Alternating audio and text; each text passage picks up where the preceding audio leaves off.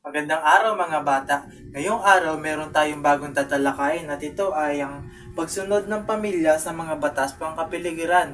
At meron akong ipapakitang dalawang larawan at gagawin nyo lamang ay tutukuyin nyo kung ano ang nakikita nyo sa larawan. Sa unang larawan, ano kaya ang inyong napapansin o nakikita?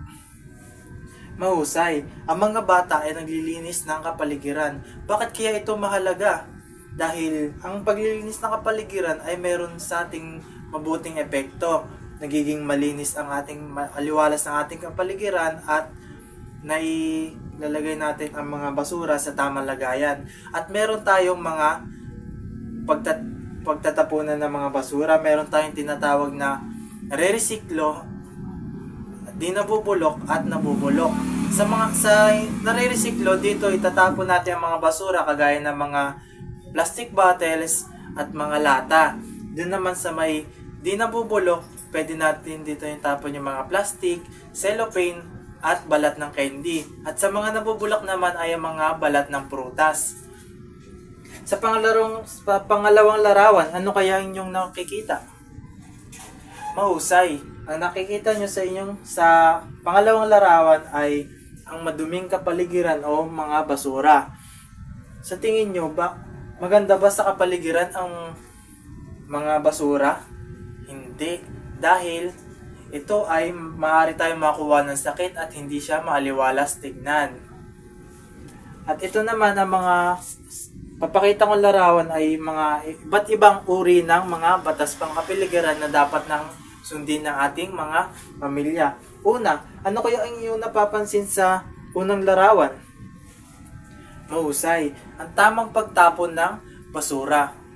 Ang tamang pagtapon ng basura ay may malaking epekto sa atin dahil hindi lang nagiging malinis ang kapaligiran at nagiging maliwalas rin ito.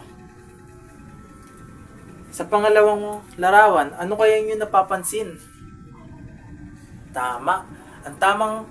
Ang bawal na pagsunog ng basura. Ang pagsunog ng basura ay nakakanipis ng ozone layer dahil ang usok na nanggagaling dito ay napapanipis ang ating ozone layer at meron din itong masamang epekto sa ating kalusugan. Sa pangatlong larawan, ano kaya inyong nakikita? Mahusay. Ito ay ang pag-aalaga ng hayop at puno. Ang pag-aalaga ng puno ay merong mabuting epekto sa atin at sa ating kapaligiran dahil kapag bumaha, maaari nitong sipsipin ang mga tubig sa lupa at maaari din tayong dito makakuha ng mga prutas, gulay at lilim. At sa pag-aalaga naman ng hayop, maaari tayo dito makakuha ng mga pagkain kagaya sa mga kambing, karne, gatas, sa manok naman ay itlog. Sa pang-apat na larawan, ano kaya yung napapansin o nakikita? Mahusay, mga taong naglilinis ng kapaligiran.